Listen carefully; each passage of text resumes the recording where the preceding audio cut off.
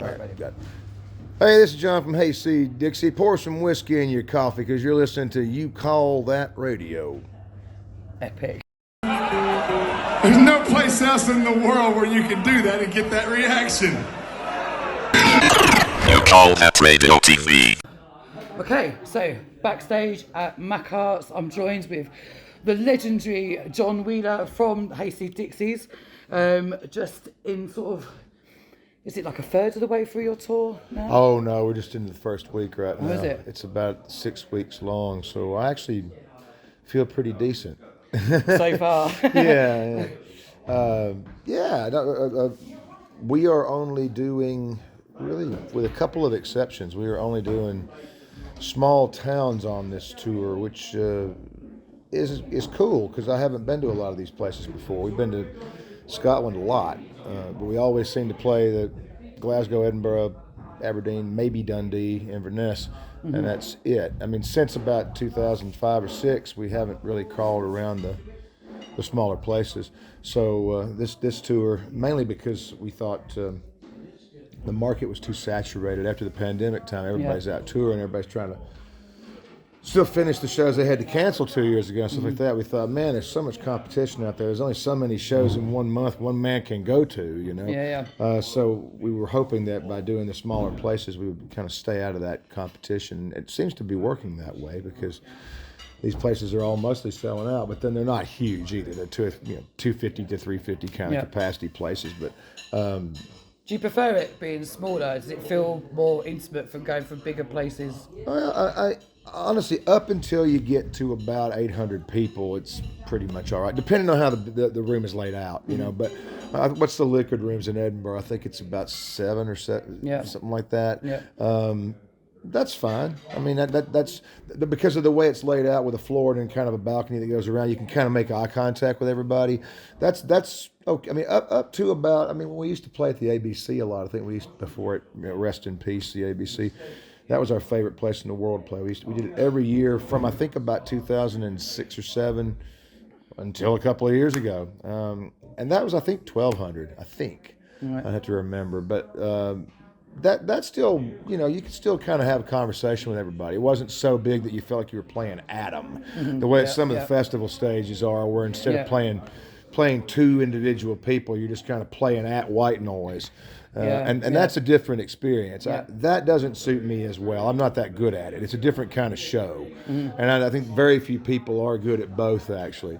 You get somebody like Mick Jagger, I mean, all this real exaggerated stuff that he does would look ridiculous in liquid rooms. But when he's on a major like stadium stage, you wouldn't be able to tell he was moving if he didn't do all that. So it's a totally different kind of performance. And I've spent most of my life doing where I could play to individual people. Not necessarily because I wanted it to be that way, but we're kind of a niche band. We got a banjo, you know. I can't think of any band's got a banjo in it that plays any place bigger than about 1,200 people regularly. Maybe the Pogues in their heyday. You've done well for You've done well for a niche band though, eh? For something that you thought was just going to be, you know, people playing at their backyard barbecues. Like, I mean, 16 albums later, that's a pretty good innings for something that was kind of a laugh for you. Like, that's pretty good. Well, I mean, I hope all of it can be a laugh, though. I mean, I have had people come up to me and say, "Are you trying to be serious or are you trying to be funny?" And I think, well, why does it have to be an either or? Exactly. I mean, I don't know. I never thought that Angus running around dressed up like a schoolboy when he's 50-something meant that he couldn't play. It just meant he's doing a character, you know. And that's what I think most people do to some extent or another, even the ones who are thought of as more serious. I mean, Bob Dylan's not actually Bob Dylan. He's Robert Zimmerman. Bob Dylan's a character that he built based on Dylan Thomas and Woody Guthrie. Now, how much he's become that character by this point, I don't know. I've never met the guy, so I don't know. But I mean, it was originally a crafted character. It wasn't him. And I think everybody does that to some extent, even if they're using their own name. You sort of have to have your stage persona and your private persona. And the people who are the most annoying to try to hang out with are the ones who let those lines blur too much. So you were a totally different person when you put long pants on then? Well, I never put long pants on, except when it's snow, when it gets way below zero. I mean, there's elements of this that you know, everything I do on the stage is an exaggeration of one part of my personality. I mean, I can't just pull it out of the ether out of nowhere. And all the stuff that I say pisses me off on stage tends to be stuff that actually does piss me off. You know, like I think most stand-up comics are the same way. They tend to riff on things that do genuinely annoy them. They just get a more extreme version of it when they're on the stage. I actually was going to ask if you've ever done stand-up, because you do have that kind of energy about you that you could. Have you ever wanted to do stand-up? I thought, well, there was a time back about 10, 12 years ago where I thought it might be fun to give it a go.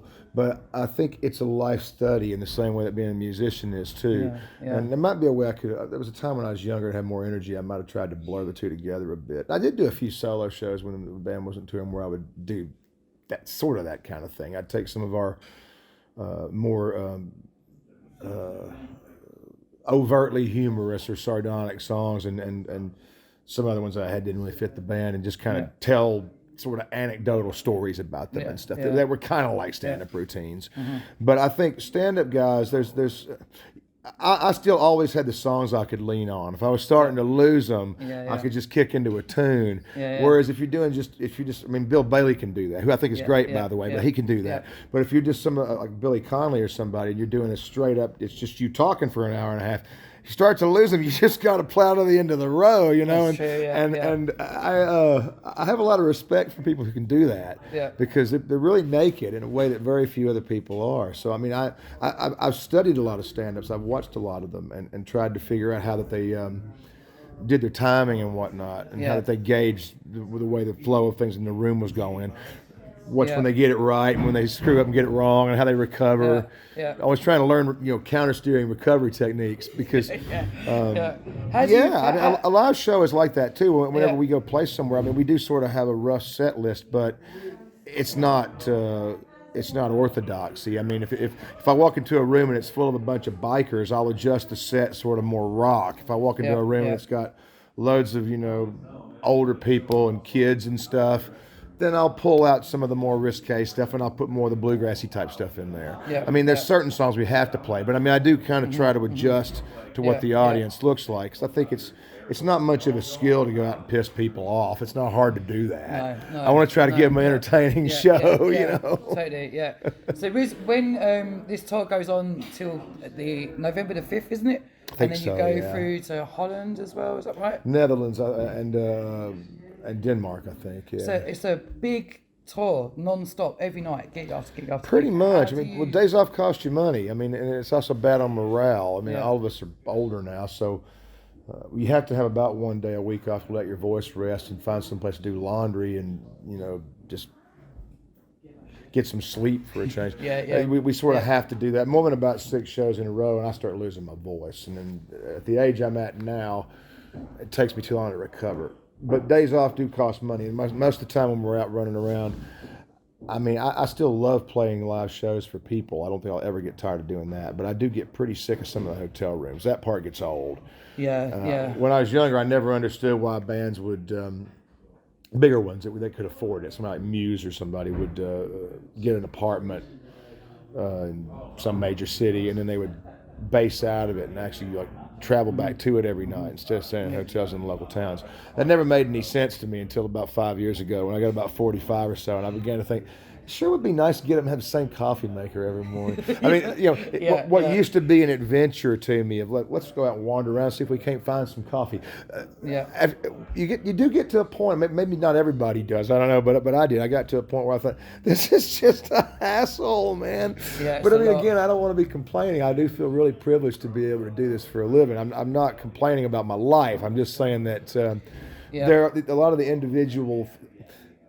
I will never get tired of doing the show, but a lot of the stuff that has to be done in order to get to the show, it's work. All the logistics. That's the work, man. Is the standing in the airport line with the person in customs and immigration has no sense of humor they're aware of, or the bloke at the Ryanair counter who looks like the joy of life's just been drained out of him long ago, and he doesn't know where your bag is. He doesn't care why your guitar didn't make it.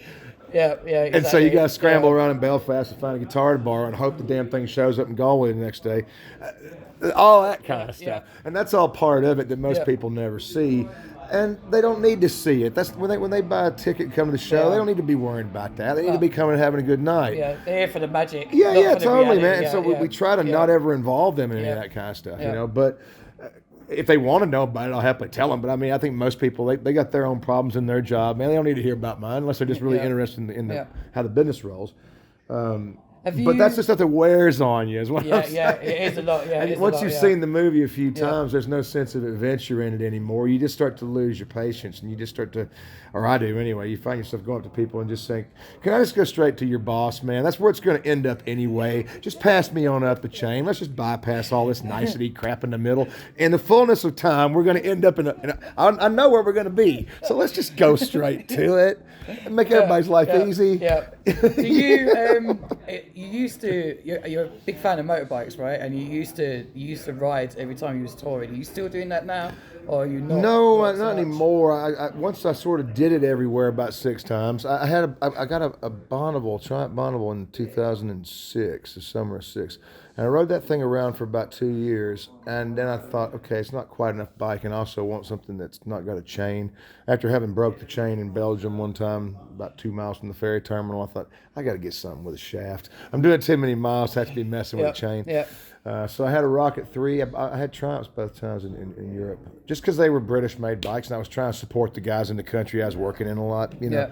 And they were good. They were good machines. Do you still drive? Do you still ride when you're at home? A bit, yeah. I mean, I've got a little small Moto Guzzi, little cafe racer. I don't do big long trips on them anymore. I mean, I rode that Rocket 3 from the top of Norway to the bottom of Italy. I mean, I went all over. It had 220,000 miles on it when I sold it. Wow. Yeah, I mean, it was a good machine. They should have hired me to, to be a spokesperson for them, because I could have told the truth, Yeah, it was a well-built machine. You wouldn't do that many miles on it if it wasn't.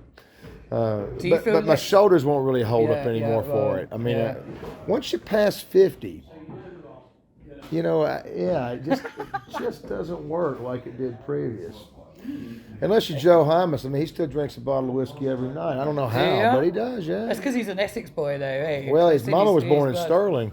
Oh, really? Was she? Your mum's Scottish? He's of Scottish descent. Oh, my nan's from Scotland as well. But we got tolerance to the whiskey. Yeah, I thought you meant to the Essex, but kind of to both, I suppose. Yeah. So how have you found touring now that you're married, you've got kids? It's a big change, right? Like getting older and having that as well. Or does it? How's that work? Well, the married part's not odd, because I mean, honestly, I've never been one of those guys who just wanted to chase girls all the time anyway. Well, when I was in my early 20s, maybe. I mean, that's what everybody did then. But I mean, once I got a little bit older, like 28 or so, I didn't really have any great desire to just go chase some different girl every night. It was just, especially once social media came along and all that, gosh, there was way too much work, and just I don't have the energy for that. I don't have enough energy to maintain more than a couple of relationships at once. It's just, I'm an only child. I'm really pretty focused on me. I'm not that much. I'm just being honest. I'm not that much of an emotional caretaker. You've got 3 girls in your life now, though, haven't you? Well, 4. A dog too. A cocker spaniel named Daphne. My daughter named her Daphne. Whatever. I mean, it works for me. She's a sweet little thing. You get attached to them. But I mean, my wife is perfectly. She's a good old gal. That works for me. She's pretty independent as well. There was a Bill Hicks line, I think, where he said, if you're going to be somebody that travels a lot, you got to either have one really special woman or a whole bunch of average ones. And I opted for trying to have the one special one. Good move. Like, good. Have your kids seen you perform? Oh yeah, at festivals and stuff they have. But they're significantly younger. My daughters are 10 and 13 right now, so they tend to view what I do as well. All right, there was a bit of a discussion apparently that was happening in my older daughter's class last school term, where they were trying to decide who had the coolest dad. She was telling me about this, and she said, so the one girl whose father is like this, he's a lawyer who spent some time in China, and we live in Germany now, and he also has got a German law degree, and he brokers these business deals between, I guess, German and Chinese firms. So he makes a lot of money doing this stuff. And she said, my dad brokers international business, and he drives a Porsche. He's the coolest. And apparently, Iona, my daughter, then said, no, my dad's cool because he travels all over the world playing music for people. And the Porsche girls said apparently, yeah, but your dad plays granddad rock. So I said, well, what did you say, Anna? And she said, well, I mean, what could I say? You know, you do play granddad rock. It doesn't really matter to me.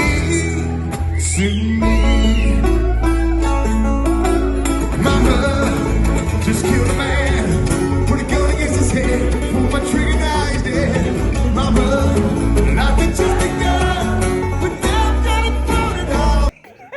There's nothing wrong with granddad rock. They'll grow into it. Like they'll get into it. Do you have any? I went to a dark place for a long time. There's no light at the end of the tunnel.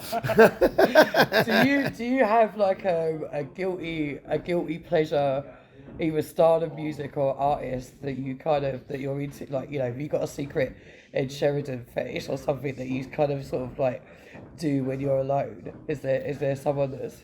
I don't know if it's really a guilty pleasure. I mean, I do quite have a soft spot in my heart for sort of 80s pop music, but I mean, I grew up in that time. Yes, same. You know? Yeah. I mean, the most famous person that ever opened for us when he wasn't famous was back in, I think, I'm gonna have to look back at the past tour dates. It was either 2010 or 2011. Ed Sheeran did a bunch of shows opening for us.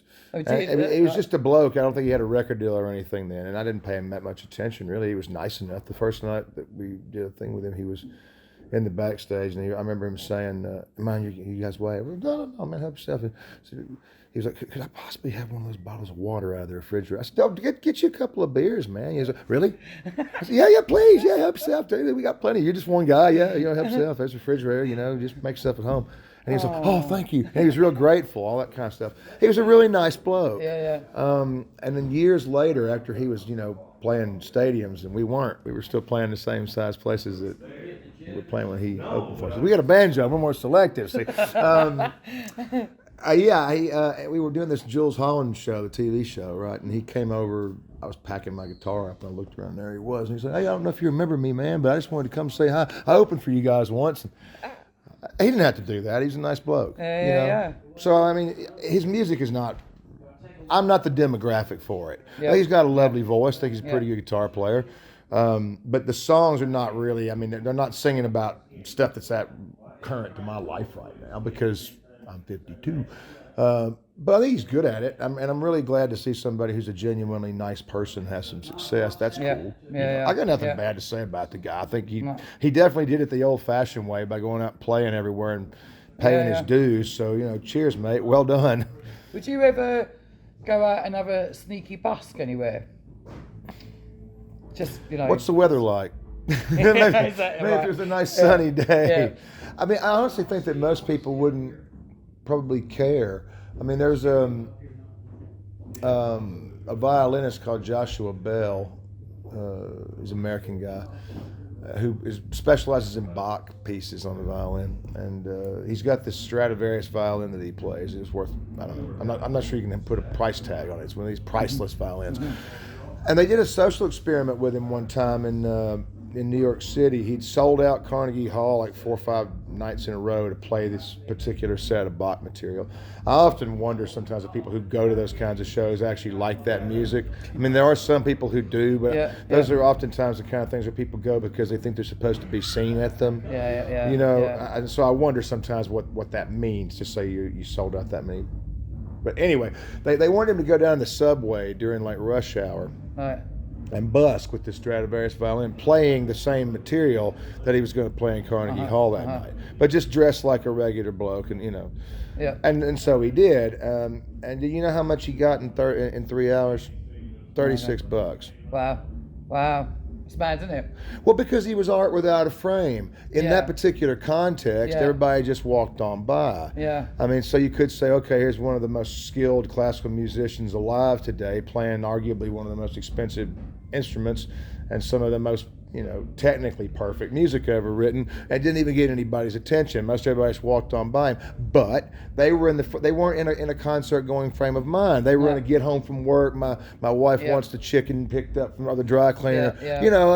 My daughter needs me to pick. She's got swimming lessons. I got to pick her up from. Everybody had other stuff on their mind. But for him, and here's this bloke sawing away.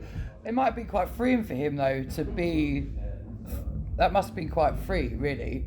because nobody cares. So you Yeah, can maybe, just, but I think it would also feel kind of pointless. Like, what is the point? Maybe. I mean, I don't know. I suppose it's just on how you look at it. But I mean, I think there really is definitely something to how things are presented. And if you catch people when they are in a frame of mind to be receptive to a particular thing versus when they're not. You know, and it's part of why I think being a support band is such a tough spot, is because even though, you know, maybe people might like you on your own terms, they're generally not there to see a support band, and so it makes it you really have to win them. Whereas if you're the headliner and they've paid for a ticket to see you, they're kind of yours to lose. It's a much easier gig in every way because they're already on your side. You know, and I mean, like, just to speak of Ed Sheeran, I mean, I went and watched him in Frankfurt about 3 weeks ago at the football stadium because my daughters really wanted to go. And I thought, oh, I hadn't been to a stadium show in years. It might be kind of fun to go see it, see what the production's like and all that. And it was sold out, so I sent him an email because I still have his email address from way back, and just said, man, I really hate to be that guy, but my daughters really want to come see. I'd like to see you too. Show's sold out. Would I be? And he wrote back, oh, no problem, man. Please bring your daughters. And he gave us tickets on the front bloody row, which was real cool. Which made my daughters think that. That's the coolest. I was cool, exactly. Even with his friends over rock. Exactly. They were like, well, I don't know about his music, but he sure has some cool friends, you know. So there they were getting selfies, you know, on the front row with Ed behind them, you know. And nice. But anyway, one thing I will say that was pretty cool about it was he did the whole show by himself. I mean, in a loop pedal, you know. That's 60,000 people. Dude stood out there for 2 hours and kept 60,000 people involved with the show for 2 hours. That's pretty good. You know. That said, everybody there knew every one of the damn songs and was singing along with them. So, yeah, it is impressive he could hold them all for 2 hours by himself playing the songs on acoustic guitar. But also, they knew every word of every song. So if you're hosting a sing-along like that, that's a much easier gig than if you're turning up someplace where nobody knows who you are or what you're doing. I mean, yes, you still have to do a good job and be a professional, but you don't have to win them. They're already kind of yours. It's the winning them thing that's hard. And that's, I think, the really long answer to your question of when I go stand in some town square and busk. I mean, it would depend on what I was trying to achieve. If I just had nothing better to do and thought, well, I certainly don't have any problem being embarrassed on a street corner or anything. But it's like, what would I be achieving by it? I don't know. Maybe having an interesting experience, seeing who walked by who did recognize me. Maybe, I don't know. I mean. You know what I'm trying to say? I'm kind of thinking it through myself. I don't have a stock answer for this. You know? Well, I just revise the question. I know you've got to get on because you'll be on stage soon. What's happening after the tour? What are you doing? Are you resting for a bit? Have you got other plans for something else? Going Christmas shopping, I guess. We'll get back in November. I've got 2 daughters, a dog, and a wife I got to buy stuff for. Not expensive stuff. It has to. They don't care about that so much. Unfortunately, they're not very materialistic. I can't just go spend some money. I got to get something that seems to mean something, and that takes more work. You know. It does. And after that, I guess we probably ought to think about making another record. I don't know. The world is in such an unstable place right now. It's hard to predict. I mean, we'd like to do another tour in March. Hopefully, we'll be able to. You know? Of the UK or America, or just around Europe, you know. I mean, what's Big Vladdy gonna do? It's all a bit. It's a bit all up. Is anybody gonna have any money in come the spring, or is everybody gonna be broke? I don't know, man. I mean, there's nothing I can do about any of it. All I can do is react to it, right? So I don't sit around worrying about it because, well, you know, if Big Vladdy decides to drop the firebomb, let's drop one back on him, and you know. It is what it is. Do you feel that artists are getting more kind of political again at the moment? I mean, we're seeing it a lot in local bands here in Glasgow and stuff. There's a lot more anger than there was. There seemed to be quite a period of a kind of apathy amongst artists, and now there seems to be, locally anyway, a little bit more of a resurgence of anger. Well, I think there bloody well ought to be. I mean, people darn sure have enough stuff to be pissed off about. I mean, with the last 12 years of the government in this country, maybe, I don't know, the U.S. as well. I mean, you know, why anybody who makes less than a couple of $100,000 a year would not want for there to be a national health care system, I don't know. And even people who make that much, I mean, how much money does one man need? Yeah, exactly. You can only live in one house at a time, you know? You only Yeah, drive one car at a time. How much shit's one man got to have piled up for himself? Yeah. You know, I mean, I do think that if you start taxing people too much, you start removing anybody's incentive to do anything. I mean, more than about a third, honestly, unless somebody's making huge amounts, is starting to de-incentivize people a lot. But that said, I mean, for corporations and whatnot to be able to offshore, I mean, why does the Isle of Man exist? Why does Jersey and Guernsey exist? Why does the island of Åland off the coast of Sweden exist? Yeah. Well, it's technically part of Finland, but they speak Swedish and they use Swedish currency or euros, whatever you want.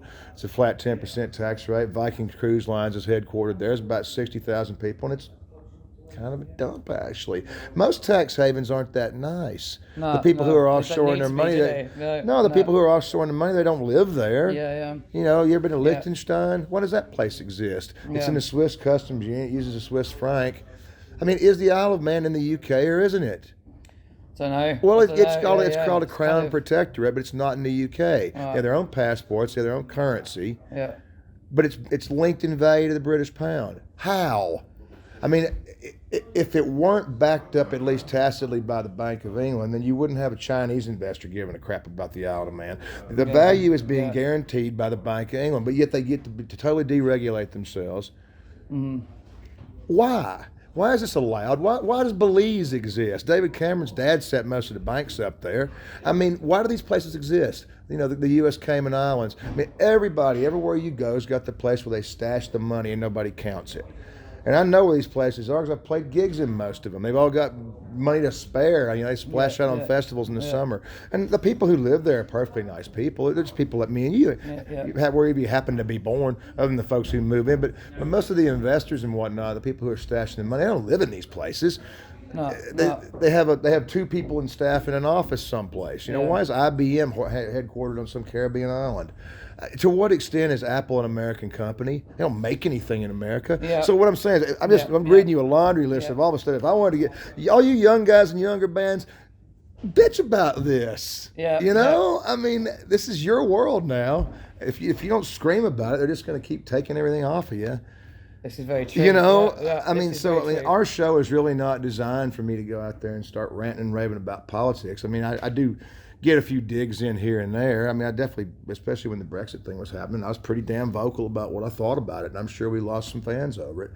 And that's cool, because the environment I'm trying to cultivate in our shows is not one of a bunch of hatred and nationalism and tribalism anyway. So if you're somebody of that dispensation, we'll probably be all right without you, you know. But I'm not trying to say that everybody who voted for Brexit is a tribal nationalist either. But I do think every tribal nationalist voted for Brexit. So you watch the company that you're keeping. But I mean, I was pretty vocal about that. I pretty much let it drop now because it sort of is what it is. Why go on about it? It's going to be ever how long it's going to be till enough shit cycles through the system and everybody decides to, you know, get reasonable again. I reckon it's probably going to be another 10 or 15 years before anybody's reasonable, and by then my kids will be grown. I'm probably going to be too old to care. So, you know, it'd be nice if some government would get in and do some damage control. But beyond that, I mean, if I was a musician just starting out right now in Britain, I'd be really pissed off about having my freedom of movement stripped off me. I mean, that's a big deal. And then when I hear some Roger Daltrey guy go up there and say, we used to tour before the EU. Yeah, but you had all these reciprocal agreements, you dumbass. I mean, it's easier right now for an American to tour in Britain, in Europe, than it is for a British person to. And I know, because my sound man and my mandolin player are British. It's easier for me to, because most of the European countries have stuff that goes back to the Marshall Plan, where they have dispensations for like... Americans, for example, in Denmark and in Norway and in the Netherlands and Belgium, until you make over a certain amount of money in a year per individual, which is way more than we're ever going to make, you don't even have to file a tax return there, but Brits do, because there's no reciprocal agreement now. When they dropped out of all this stuff because of Brexit, they just dropped all the agreements pretty much. Everything went back to the most bare bones form, you know. You don't even have to get a work permit if you're an American to go play in Germany. If you don't stay more than 90 days in one stretch, you can do it without a work permit. You can't if you're a Brit, you know. So that's ridiculous. you know, and it's going to crush the industry. I think people don't give enough kudos to what the creative sector, not just what it contributes in GDP, but what it contributes in what they love to call soft power, you know, cultural influence. The UK is only 65, 68 million people, something like that. But if you go around the world and ask anybody, you can ask them in Papua New Guinea, I mean, ask them to name their 10 favorite bands or musicians, and I can promise you at least 3 or 4 of them will be British. That's significant. You know, and then the book industry, the film industry and TV, you know, I mean, just lover or hater, you know, J.K. Rowling's Harry Potter franchise alone is as big as the whole economy of somewhere like Estonia. You know, it's significant. You know, it felt very worldwide. Much, you know, it felt very much like they was trying to sort of break Generation X a bit in terms of, because there's a lot of those, I mean, that's our generation that have grown up and become the people that run the music venues, that run the behind the scenes stuff, that never got any support. I don't know about in other countries, but in this country, they never got any support during the lockdown period. So many people went out of business, so many people lost work. I mean, it was harsh. There was no kind of respect for the arts and for the people that run it, and it felt very much like an attack. I don't think it was though. Like, you know. I know what you mean, and I can see how you could read it that way, and maybe with a few people it was that. But I mean, I actually think that oftentimes the world is really much stupider and more short-sighted than we like to think it is, and then the conspiracy theory people want to think it is. I mean, I tend to, unless I have a reason to think otherwise, I tend to assume that people are, at least to some measure, fairly sincere. Somebody like, say, Nigel Farage, I tend to think that he probably actually believes a lot of what he says. I don't think he's got a whole lot of ulterior motives. I think he's a tribal racist. That's what he is. He's just a small little hater. And the world's full of those kind of people. I mean, we can tell some more elaborate story about how he's trying to run an angle and, you know, be a commodities trader and blah, blah. And I do think he's got a certain amount of arrogance about him. He's trying to feed a cult of personality. But I think just take the man at his word. Yeah, he's probably not that smart anyway to be that devious, to be fair. That's what I mean. I think he pretty much is what he appears to be. He's just a nasty little mean hater. I think Donald Trump is too. I don't think he's very intelligent. He's not reflective. He's not deep thinking. You know, he might think, I wish I had a girl here servicing me right now. He might think something like that. That's not a deep thought. You know, I mean, trailer parks all over the world are full of dudes sitting around drinking beer having that exact thought. Congratulations, mate, you're a guy. You know, I mean, it's you got testosterone, woo-hoo. You know, I mean, so I mean, I think when somebody like Rishi Sunak says, you know, hey, the ballet dancer could train up to be a stockbroker, because that's the world he's in, he probably thinks that would be a good move. I mean, can you imagine Jacob Rees-Mogg going to a concert? No. Can you imagine him going to a stand-up comedy event? God, no. The man's never said anything funny his entire life. I would love to take him though, just to see. Would he get it? I have no idea. But I mean, the guy's never said anything funny in his life. No. He said things that were mean, things that were spiteful, things that were cruel. He's never said anything that was funny. No. I mean, so what I'm saying is, why would he appreciate anybody else saying something funny? Why would he have any appreciation or place any value on that at all? No, that's true, just the stuff that those, you know. True, So, I mean, maybe they are kind of tacitly attacking the creative industry, but I think they more just don't give a shit about it. It's not part of their world. It's not part of their life. They don't value it. And they kind of resent the people that do value it because it's something they don't understand. But tonight, the place is full of people that have come to see you. Come to see you, so you're going to have to crack on. Well, you asked me the question, so I know I did, I think it was risky to ask about politics before you go on. But anyway, there's different ways you can read the world, you know. But I don't get on stage and talk about that stuff that much. I mean, because why? We're playing songs, and the majority of our songs aren't really about that. I mean, you know, there's a message there if you want to get it. I mean, I don't just play War Pigs every night because it's a great Black Sabbath song. Unfortunately, it still needs to be played. But I don't stand there for a half an hour and rant about, you know, which leaders we ought to throw bricks at their windows. No. Everybody ought to be able to work that one out for themselves. You know? So, there's plenty to choose from. So anyway, John, thank you so much for having a chat with me tonight. Sure. Good luck with the gig tonight. Good luck with the rest of the tour. And we'll see you again. I'll see you when you're on stage. Yeah, cheers. Thank you. Thank you. Cheers.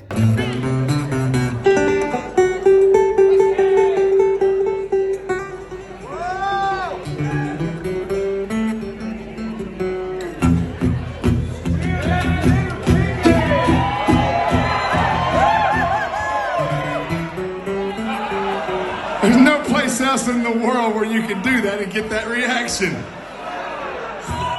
Ba-da-da. Ba-da-da. Ba-da-da-da-da-da-da-da-da. Yeah. Ba-da-da. Ba-da-da. Ba-da-da-da-da-da-da.